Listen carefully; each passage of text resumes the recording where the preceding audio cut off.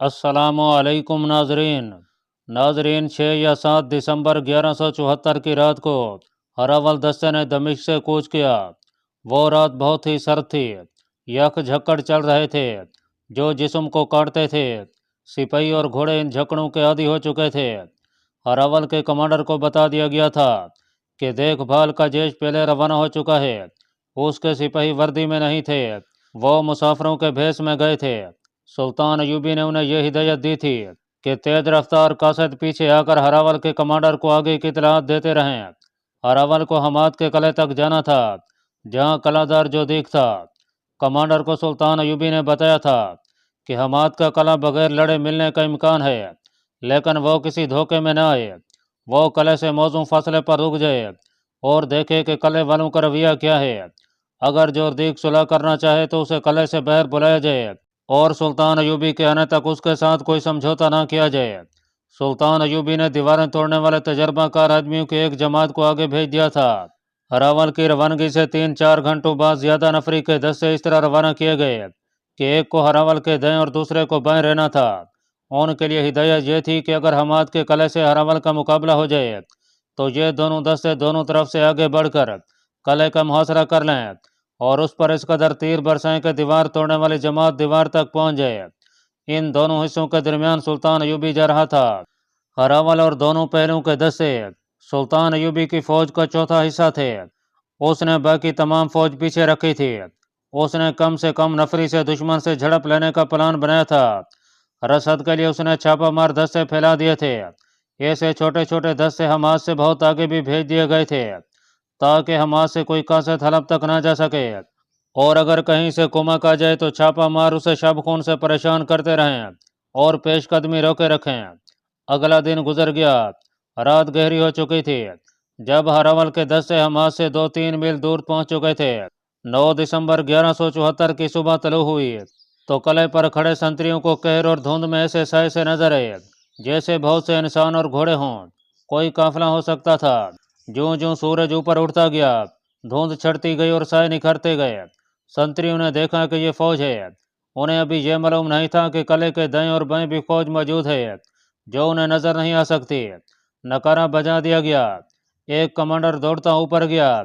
उसने फौज देखी तो दौड़ता गया और कलादार जोदीक को इतला दी। घबराओ नहीं, जोरदीक ने कमांडर से कहा, यह किसी हमलावर की फौज नहीं हो सकती। सलेबी मुझे कत्ल नहीं करा सके। उन्होंने कोई और साजिश की होगी। उन्होंने अलसाले से यह हुक्म ले लिया होगा कि हमाद का कलम मुझसे लेकर किसी और को दे दिया जाए। ये फौज किले के लिए ही होगी। तुम बाहर जाओ और देखो कि ये किसका दस्ता है और ये लोग क्या चाहते हैं। कमांडर घोड़े पर सवार बाहर निकला और सुल्तान अयूबी के हरावल दस्ते की तरफ गया। उसने अलम देखा तो ये सुल्तान अयूबी का था। वो जरा पीछे ही रुक गया। हरावल दस्ते का कमांडर उस तक गया। दोनों ने एक दूसरे को पहचान लिया। दोनों नूरुद्दीन जंगी की फौज में इकट्ठे रह चुके थे। ऐसा भी होना था कि हम आपस में लड़ेंगे। हरावल दस्ते के कमांडर ने उसके साथ हाथ मिलाकर कहा, जंगी जिंदा था तो हम दोस्त और रफीक थे, वो मर गया तो हम दुश्मन बन गए। तुम क्यों आए हो? किले के कमांडर ने पूछा। तुम किले को बचा नहीं सकोगे। हरावल के कमांडर ने कहा, मैं तुम्हें मशवरा देता हूँ कि कलादार से कहो कि किला हमारे हवाले कर दे और खून खराबा ना होने दे। हम तुम्हें ज्यादा मोहलत नहीं देंगे। थोड़ी देर में किला मुहासरे में आ चुका होगा। तुम्हारी कुमक वगैरह के रास्ते बंद किए जा चुके हैं। हथियार डाल दो। किले का कमांडर कोई जवाब दिए बगैर वापस चला गया और जो दीक को बताया कि सलाहुद्दीन अयूबी ने हमला कर दिया है और वो हथियार डालने को कह रहे हैं। ये दस्ते उसके हैं। जोरदीक ने चिल्लाकर कहा, किले से झंडा उतार लो, सफेद झंडा चढ़ा दो। सुल्तान सलाहुद्दीन अयूबी आया है। वो दौड़ता बाहर निकला, घोड़े पर बैठा और किले से निकल गया। हरावल दस्ते के कमांडर के पास पहुंचा। सुल्तान अयूबी बहुत पीछे था। जोरदीक एक रहनुमा और अपने मुहाफिज को साथ लेकर सुल्तान अयूबी के हेडक्वार्टर की तरफ रवाना हो गया। सुल्तान अयूबी ने जोरदीक को गले लगा लिया। जोरदीक ने उससे माफी मांगी, कुछ जज्बाती बातें की और किला अपनी फौज समेत सुल्तान अयूबी के हवाले कर दिया। सुल्तान अयूबी अपनी मरकजी कमान के साथ किले में दाखिल हुआ तो उसने सफेद झंडे की जगह अपना झंडा चढ़ाने का हुक्म दिया। जोरदीक ने किले में मुकीम फौज के छोटे बड़े कमांडरों को सुल्तान अयूबी के सामने बुलाया اور کہا کہ تم سے ہتھیار نہیں ڈلوائے گئے، تمہیں کسی نے شکست نہیں دی۔ اپنے سپاہیوں سے بھی کہہ دو کہ اپنے آپ کو شکست خوردہ نہ سمجھیں، ہم سب مسلمان ہیں، اب ہم صلیبیوں اور ان کے دوستوں کے خلاف لڑیں گے۔ سلطان ایوبی جس مہم پر نکلا تھا اس کی پہلی منزل اسے کسی کاوش کے بغیر مل گئی، وہ خدا کے حضور سجدے میں گر گیا۔ اس کے بعد اس نے جردیق کے ساتھ آگے کا پلان بنانا شروع کر دیا۔ مشکل ایک ہی تھی کہ جردیق کے دستوں کو سردی میں لڑنے کی مشق نہیں کرائی گئی تھی، تاہم اس قلعے کو اڈا بنا لیا گیا۔ جردیق کے دستوں کو ایسے طریقے سے تقسیم کیا گیا جس سے یہ دشواری ختم ہو گئی کہ وہ سردی میں نہیں لڑ سکیں گے، مگر سپاہیوں کو پتہ چلا تو انہوں نے احتجاج کیا اور مطالبہ کیا کہ وہ سلطان ایوبی کی فوج کے ساتھ آگے جائیں گے اور لڑیں گے۔ آگے ہمس کا قلعہ تھا۔ سلطان ایوبی نے کوچ کا وقت ایسا رکھا کہ ہمس تک رات کو پہنچا جائے۔ اس نے اسی وقت ہراول کو آگے بھیجا، لیکن اب کہ اس نے ڈپلائی میں کچھ رد و بدل کر دیا کیونکہ ہمس میں اسے کوئی توقع نہیں تھی کہ قلعہ بغیر لڑے اس کے حوالے کر دیا جائے گا۔ اس نے دیکھ بھال کے لیے ایک پارٹی آگے بھیج دی تھی جس نے راستے میں اطلاع دی تھی کہ قلعے کا محل وقوع کیا ہے اور گرد و پیش کے احوال و قوائف کیا ہیں۔ سلطان ایوبی نے چند دستے اس طرف بھیج دیے جدھر سے مدد وغیرہ آنے کی توقع تھی۔ اس نے اپنی رسد حماد کے قلعے میں جمع کر لی اور رسد آگے لے جانے کے راستے کو کئی گشتیوں پارٹیوں اور چھاپا ماروں کے ذریعے محفوظ کر لیا۔ اس کے ساتھ حماد کا ایک دستہ بھی تھا۔ سلطان ایوبی کی کوشش یہ تھی کہ حلب تک اس کے حملے کی خبر نہ پہنچے تاکہ وہ دشمن کو بے خبری میں جا دبوچے۔ اس نے اس کا انتظام کر دیا تھا، اپنے آدمی حلب کے راستے پر پھیلا دیے تھے جن کے لیے حکم یہ تھا کہ وہ کسی بھاگے ہوئے فوجی کو یا کسی ایسے غیر فوجی کو جسے یہ معلوم ہو کہ حملہ شروع ہو چکا ہے روک لیں۔ رات گہری ہو چکی تھی۔ قلعہ دار اور اس کے کمانڈر ایک وسیع کمرے میں شراب سے دل بہلا رہے تھے۔ انہوں نے 2 ناچنے والیاں بلا رکھی تھیں۔ کمرے میں طبل و سارنگ اور رقص و سرور کا پر رونق ہنگامہ بپا تھا۔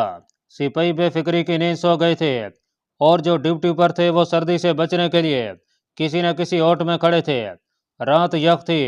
کمانڈروں نے سب کو بتا رکھا تھا کہ سردیوں کے موسم میں جنگ کا کوئی خطرہ نہیں۔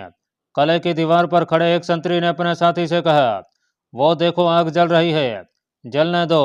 اس کے ساتھی نے کہا، کوئی قافلہ ہوگا۔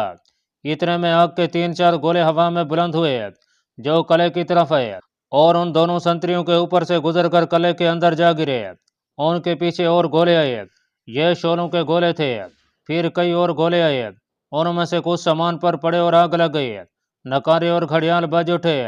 قلعہ دار کی محفل میں ادھم بپا ہو گیا۔ سب دوڑتے قلعے کی دیوار پر گئے، ان پر تیروں کا می برسنے لگا۔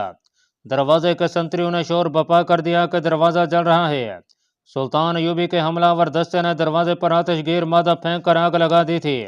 چیخ چلا کر قلعے کے اندر کی فوج کو بیدار کیا گیا۔ قلعے سے بھی مزاحمت شروع ہو گئی، لیکن باہر سے اتنے تیر آ رہے تھے کہ سر اٹھانا محال ہو رہا تھا۔ سلطان ایوبی کی منجنیقوں نے قلعے کو جہنم بنا دیا تھا۔ قلعے کے کماندار چلا چلا کر اپنے سپاہیوں کا حوصلہ بڑھا رہے تھے۔ سپاہی اندھا دھند تیر چلا رہے تھے، ہتھیار ڈال دو۔ سلطان ایوبی کی طرف سے کوئی للکار رہا تھا، ہتھیار ڈال دو، تمہیں کہیں سے بھی مدد نہیں مل سکتی، جانیں بچاؤ۔ یہ اعلان بھی کیا گیا، سلطان صلاح الدین ایوبی کے آگے ہتھیار ڈال دو، کسی کو جنگی قیدی نہیں بنایا جائے گا، اطاعت قبول کر لو، ہماری فوج میں شامل ہو جاؤ۔ رات بھر اعلان ہوتے رہے اور تیروں کا تبادلہ بھی ہوتا رہا۔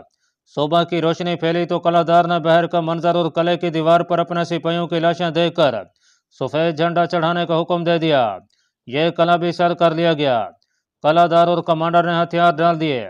سلطان ایوبی قلعے میں گیا تو قلعہ دار اور کمانڈروں سے اتنا ہی کہا، خدا تمہیں معاف کرے، اور حکم دیا کہ ان سب کو ان کے سپاہیوں کے ساتھ دمشق بھیج دیا جائے۔ سلطان ایوبی انہیں اپنی فوج میں شامل نہیں کر سکتا تھا کیونکہ ان کی وفاداری ابھی مشکوک تھی۔ اس قلعے میں اسلحہ اور رسد کا خاصا ذخیرہ تھا۔ وہاں شراب بھی تھی اور 2 ناچنے والیاں بھی۔ شراب باہر انڈیل دی گئی اور ناچنے والیوں کو بھی ان کے آدمیوں کے ساتھ دمشق بھیج دیا گیا۔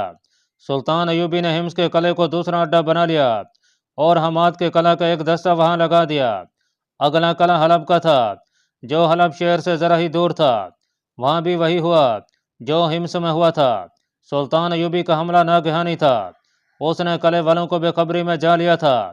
اس کے سپاہیوں کا مورال 2 قلعے سر کر لینے سے اور زیادہ مضبوط ہو گیا تھا۔ انہوں نے حلب کا قلعہ بھی سر کر لیا اور اس کے دستوں کو کمانڈروں سمیت دمشق بھیج دیا گیا، مگر اس مرحلے پر آ کر رازداری ختم ہو گئی۔ ہتھیار ڈالنے والے سپاہیوں میں سے کوئی فرار ہو گیا یا کسی اور نے حلب اطلاع دے دی کہ سلطان ایوبی نے حمات، ہمس اور حلب کے قلعے لے لیے ہیں اور وہ حلب کی طرف بڑھ رہا ہے۔ سلطان ایوبی کو معلوم نہ ہو سکا کہ اس کا رازداری والا حربہ بیکار ہو چکا ہے۔ اس نے پیش قدمی کی رفتار بھی ختم کر دی، جس کی وجہ یہ تھی کہ جو دستے ہمس اور حلب کے قلعوں کو محاصرے میں لے کر راتوں کو لڑے تھے، انہیں آرام کے لیے پیچھے بھیجنا اور ان کی جگہ تازہ دم دستے آگے لانا ضروری تھا۔ اسے اب فوج کو بدلی ہوئی ترتیب میں آگے بڑھانا تھا، کیونکہ حلب شہر کی لڑائی قلعے کے محاصرے سے مختلف تھی۔ نئی ترتیب میں بھی کچھ وقت لگ گیا۔ سلطان ایوبی بہت محتاط تھا، کیونکہ اصل لڑائی تو اب آ رہی تھی اور صلیبی فوج کے آنے کا امکان بھی تھا۔ حلب اطلاع جلدی پہنچ گئی تھی، صلیبی مشیر وہاں موجود تھے۔ پہلے تو وہ اس پر حیران ہوئے کہ سلطان ایوبی نے سردیوں میں حملہ کیا ہے، پھر وہ خوش ہوئے کہ اس کی فوج صحرائی جنگوں کی عادی ہے، وہ ان چٹانوں میں لڑ نہیں سکے گی۔ انہیں یہ احساس تھا کہ حلب کی فوج بھی اس علاقے میں نہیں لڑ سکے گی۔ انہوں نے دو ترکیبیں سوچیں، ایک یہ کہ سلطان ایوبی کو اپنی پسند کے میدان میں لڑیں، اور دوسری یہ کہ یہاں صلیبیوں کی وہ فوج لائی جائے جو یورپ سے آئی ہے۔ ریمانڈ کی فوج میں ایسے سپاہیوں کی اکثریت تھی، چنانچہ فوری طور پر ریمانڈ کو تیز رفتار قاصدوں کے ذریعے اطلاع بھیج دی گئی کہ سلطان ایوبی حلب کی طرف بڑھ رہا ہے، اسے عقب سے گھیرے میں لیا جائے۔ وقت حاصل کرنے کے لیے انہوں نے یہ انتظام کیا کہ سلطان ایوبی کو حلب کے محاصرے میں زیادہ سے زیادہ دیر تک الجھائے رکھا جائے تاکہ ریمانڈ کو اپنی فوج لانے کے لیے وقت مل جائے۔ صلیبی مشیروں نے رازداری پر پوری توجہ دی۔ انہیں معلوم تھا کہ شہر میں سلطان ایوبی کے جاسوس موجود ہیں، چنانچہ انہوں نے شہر کی ناکہ بندی کر دی۔ فوراً اعلان کر دیا گیا کہ شہر سے باہر کوئی نکلے گا تو اسے خبردار کیے بغیر تیر مار دیا جائے گا۔ اس کے ساتھ ہی مسجدوں میں اعلان کیا گیا کہ سلطان ایوبی جنگی طاقت اور بادشاہی کے نشے میں حملہ آور ہوا ہے۔ صلیبی ذہنی تقریب کاری کے ماہر تھے، انہوں نے پروپیگنڈے کی نئی مہم چلا دی، گھر گھر گلی گلی مسجد مسجد اس قسم کی افواہیں پھیلا دیں کہ سلطان ایوبی کی فوج جس شہر کو فتح کرتی ہے وہاں کی تمام لڑکیوں کو جمع کر کے آبرو ریزی کرتی ہے، شہر کو لوٹ کر آگ لگا دیتی ہے، اور یہ بھی کہ سلطان ایوبی کے خلاف نفرت پیدا کرنے کا عمل تو 6 مہینوں سے جاری تھا۔ لوگوں میں سلطان ایوبی کے خلاف جنگی جنون پیدا کر دیا گیا تھا۔ آخرکار ان تازہ افواہوں نے لوگوں کو آگ بگولا کر دیا اور وہ مرنے کے لیے تیار ہو گئے۔ شہر کی ناکہ بندی نے سلطان ایوبی کے جاسوسوں کو بیکار کر دیا۔ انہوں نے شہر کے باشندوں میں جو قہر اور غضب دیکھا اس کے سامنے وہ بھی بے بس ہو گئے۔ ایک جاسوس شہر سے نکلنے کی کوشش میں مارا گیا۔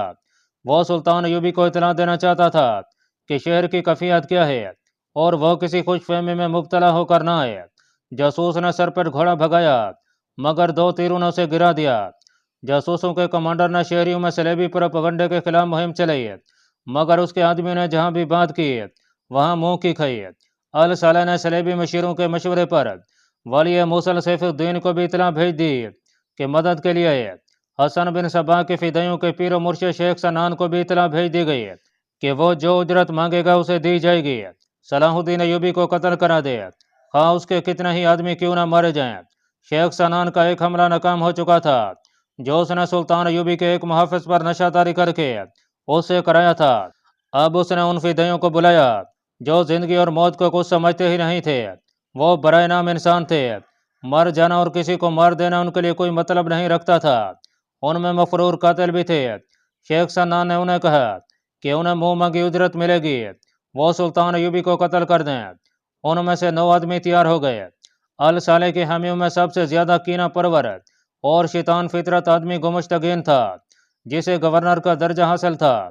وہ بظاہر سلطان ایوبی کے خلاف تھا مگر وہ دوست کسی کا بھی نہیں تھا۔ الصالح کو خوش کرنے کے لیے اس نے اس کی حمایت کی اور صلیبیوں کے ساتھ دوستی کا اظہار اس طرح کیا کہ اس کے قلعے میں بہت سے صلیبی جنگی قیدی تھے، ان سب کو رہا کر دیا۔ اب حلب کی اس اطلاع پر کہ سلطان ایوبی کی فوج آ گئی ہے اس نے اپنی فوج بھیج دی اور خود بھی لڑنے کا وعدہ کیا۔ یہ ایک طوفان تھا جو سلطان ایوبی کے خلاف اٹھ کھڑا ہوا۔ اتنے زیادہ دشمنوں کے مقابلے میں اس کی نفری بہت تھوڑی تھی، اور اب اس کے جاسوس بیکار ہو جانے کی وجہ سے اسے پتہ ہی نہیں چل رہا تھا کہ دشمن کے کیمپ میں کیا ہو رہا ہے۔ وہ ابھی تک اس خوش فہمی میں مبتلا تھا کہ وہ حلب والوں کو بے خبری میں جا لے گا، تاہم وہ معمولی قسم کا جنگجو نہیں تھا۔ اس نے عقب اور پہلوں کی حفاظت کا انتظام کر رکھا تھا۔ اس نے کم سے کم تعداد سے حملہ کرنے کا فیصلہ کیا۔ اس کے دیکھ بھال کے دستے آگے چلے گئے۔ آگے علاقہ چٹانی، پتھریلا اور نشیب و فراز کا تھا، اور راستے میں ایک درمیانہ سا دریا بھی تھا۔ جنوری 1175 عیسوی کا مہینہ شروع ہو چکا تھا۔ سردی اور زیادہ بڑھ گئی تھی۔ سلطان ایوبی نے فوج کی 1/4 نفری حملے کے لیے منتخب کی۔ محفوظہ میں اس نے دستے زیادہ رکھے۔ اس نے جب پیش قدمی کی تو دیکھ بھال کرنے والے دستوں نے اطلاع دی کہ دریا کے اس طرف ایک وسیع و عریض نشیب ہے، وہاں دشمن کی فوج تیاری کی حالت میں موجود ہے۔ یہی وہ مقام تھا جہاں سے دریا عبور کیا جا سکتا تھا۔ سردیوں کے موسم میں دریا میں گہرا پانی نہیں تھا۔ اس مقام پر پاٹ پھیل جانے سے پانی اور بھی کم تھا۔ گھوڑے اور انسان آسانی سے گزر سکتے تھے۔ یہیں دشمن نے اپنی فوج پھیلا رکھی تھی۔ سلطان ایوبی کو بتایا گیا کہ رات کو اس فوج کے چند ایک سنتری بیدار ہوتے ہیں اور دن کے دوران گشتی پارٹیاں ہر طرف گھومتی پھرتی رہتی ہیں۔ اس اطلاع سے شک ہوا کہ حلب والوں کو اس کی آمد کی اطلاع مل گئی ہے اور وہ انہیں بے خبری میں نہیں لے سکے گا۔ اس نے دیکھ بھال کے لیے اس مقام سے دور کے علاقے میں اپنے آدمی بھیجے تاکہ معلوم کیا جا سکے کہ دریا کسی اور جگہ سے عبور کیا جا سکتا ہے یا نہیں۔ اس کے ساتھ ہی اس نے یہ فیصلہ کیا کہ وہ نشیب میں دشمن کی فوج کو دھوکہ دے کہ حملہ آور پیش قدمی اسی طرف سے ہوگی۔ اس نے اسی رات چھاپہ مار روانہ کر دیے۔ اس کا اپنا ہیڈ کوارٹر وہاں سے 5-6 میل دور تھا۔ دریا کے کنارے دشمن کی جو فوج تھی وہ بھی اس خوش فہمی میں مبتلا تھی کہ اتنی یک راتوں کو حملہ نہیں ہو سکتا۔ نصف شب کے قریب سپاہی خیموں میں دب کے پڑے تھے۔ کمانڈر بے خبری میں سو رہے تھے، صرف سنتری جاگ رہے تھے۔ ایک سنتری سردی میں ٹھٹھرا کھڑا تھا۔ پیچھے سے کسی نے اس کی گردن دبوچ لی، کسی اور نے اسے اٹھایا۔ یہ سلطان ایوبی کے 2 چھاپہ مار تھے۔ وہ سنتری کو اٹھا لے آئے اور اس سے پوچھا کہ گھوڑے کہاں بندھے ہوئے ہیں۔ اس کے سینے پر 2 تلواروں کی نوکیں رکھی ہوئی تھیں۔ سنتری کو معلوم تھا کہ یہ سلطان کے سپاہی ہیں۔ اس نے ان سے التجا کی کہ میں تمہارا مسلمان بھائی ہوں، یہ بادشاہوں کے جھگڑے ہیں، ہم ایک دوسرے کا خون کیوں بہائیں؟ اس نے بتایا کہ گھوڑے ایک جگہ نہیں بندھے ہوئے، چونکہ فوج تیاری کی حالت میں ہے، اس لیے گھوڑے سواروں کے خیموں کے ساتھ 2-2 3-3 کر کے بندھے ہوئے ہیں۔ چھاپا مار اسے اس کے کیمپ کے قریب لے گئے اور پوچھا دستوں کے کمانڈر کہاں ہیں۔ اس نے اندازہ کر کے ان خیموں کی سمتیں بتا دیں۔ اسے ساتھ ہی پیچھے لے آئے اور اسے کہا کہ یہاں کھڑے رہو اور تماشا دیکھو۔ وہاں چھوٹے سائز کی 1 من جنیک رکھی تھی، اس میں چھاپا ماروں نے ایک ہانڈی سی رکھی۔ 4 آدمیوں نے اسے پیچھے کھینچا اور چھوڑ دیا۔ ہانڈی غلیلے کی طرح اڑ گئی۔ دوسری ہانڈی کسی اور طرف پھینکی گئی، پھر 2 اور پھینکی گئیں۔ یہ سب دشمن کے کیمپ میں گریں۔ سنتریوں نے کون ہے کی صدائیں لگائیں۔ کہیں سے جلتے ہوئے فلیتے والے تیر آئے جو زمین پر لگے۔ ہانڈیاں وہیں گر کر ٹوٹی تھیں۔ ان کے اندر سے سیال مادہ نکل کر بکھر گیا تھا۔ تیروں کے فلیتوں نے اسے آگ لگا دی۔ 2 خیموں کو بھی آگ لگ گئی۔ زمین شعلے اگل رہی تھی۔ کیمپ میں بھگدڑ مچ گئی۔ گھوڑے رسیاں توڑانے لگے۔ سپاہی اٹھ کر ادھر ادھر دوڑے تو چھاپا ماروں نے تیر برسانے شروع کر دیے۔ یہ خیمہ گاہ 1 میل سے زیادہ لمبے چوڑے علاقے میں تھی۔ پیشتر اس کے کمانڈر جوابی کارروائی کرتے۔ چھاپا مار تباہی مچا کر غائب ہو چکے تھے۔ صحرا بھی نیم تاریک تھی۔ کیمپ کی حالت خاصی بری تھی۔ آگ نے بھی نقصان کیا تھا، لیکن چھاپا ماروں کے تیروں سے اور بھیج کے ہوئے گھوڑوں تلے آ کر بہت سے سپاہی ہلاک اور زخمی ہوئے تھے۔ شہر تک انہیں اٹھاتے اور سنبھالتے رہے۔ اچانک ایک طرف سے کسی نے چلا کر کہا، ہوشیار ہوشیار، ایک بار پھر قیامت آ گئی۔ مگر اب کے چھاپا مار نہیں تھے، یہ سلطان ایوبی کے ایک دستے کا باقاعدہ حملہ تھا۔ دشمن اس جگہ ہر لمحہ تیاری کی حالت میں رہتا تھا، لیکن رات کو چھاپا مار اس کی حالت ایسی بدل آئے تھے کہ تیاری ختم ہو گئی تھی۔ دشمن کے سپاہیوں نے جم کر لڑنے کی بہت کوشش کی، لیکن ان کے پاؤں جم نہ سکے۔ سلطان ایوبی ان کا دم خم پہلے ہی ختم کرا چکا تھا۔ پھر بھی دونوں فریقوں کا خاصا نقصان ہوا۔ دشمن کے سپاہی پسپا ہونے لگے۔ کمانڈروں نے انہیں بہت للکارا، مگر دوسری طرف کی للکار ان کے لڑنے کے جذبے کو تباہ کر رہی تھی۔ سلطان ایوبی کے سپاہی ان پر چلا رہے تھے، تم کافروں کے دوستو، خدا ہمارے ساتھ ہے، اپنا حشر دیکھو، تم پر خدا کا قہر نازل ہو رہا ہے۔ سلطان ایوبی نے اپنی فوج کے نہایت معمولی سے سپاہی کے ذہن میں بھی اتار دیا تھا کہ تم حق پر ہو اور کفار کے دوست مرتد ہیں۔ اس کے مقابلے میں خلیفہ کی فوج کے پاس ایسا کوئی مقصد اور کوئی نعرہ نہیں تھا۔ دشمن کے سپاہی بکھر گئے، بہت سے پسپا ہو کر دریا پار کر گئے اور کچھ ادھر ادھر وادی اور نشیبی جگہوں میں جا چھپے۔ سلطان ایوبی نے حملہ آور دستے کے کمانڈر کو حکم دے رکھا تھا کہ دشمن کی پسپائی کی صورت میں اپنا کوئی دستہ جیش یا کوئی سپاہی دریا پار نہ کرے۔ اس نے اس کیمپ پر حملہ کر کے دراصل دشمن کو دھوکہ دیا تھا، وہ تعاقب نہیں کرنا چاہتا تھا، وہ آگے کے تفصیلی جائزے اور مشاہدے کے بغیر کبھی پیش قدمی نہیں کرتا تھا۔ وہ دریا کہیں دور سے پار کرنا چاہتا تھا، لیکن دشمن نے یہیں سے اسے راستہ دے دیا تو اس نے یہیں سے دریا پار کرنے کا فیصلہ کر لیا۔ وہ خود آگے گیا، اس کے سپاہی ادھر ادھر چھپے ہوئے دشمن کو ڈھونڈ کر ختم کر رہے تھے، ہتھیار ڈالنے والوں کی تعداد زیادہ تھی۔ اس نے ایک بلند چٹان پر جا کر میدان جنگ کا منظر دیکھا تو خوشی کی بجائے اس کے چہرے پر اداسی چھا گئی۔ اس نے کہا، دونوں طرف کس کا خون بہہ گیا ہے؟ مسلمان کا۔ اگر مسلمان ہوش میں نہ آئے تو کفار انہیں لڑا لڑا کر ختم کر دیں گے۔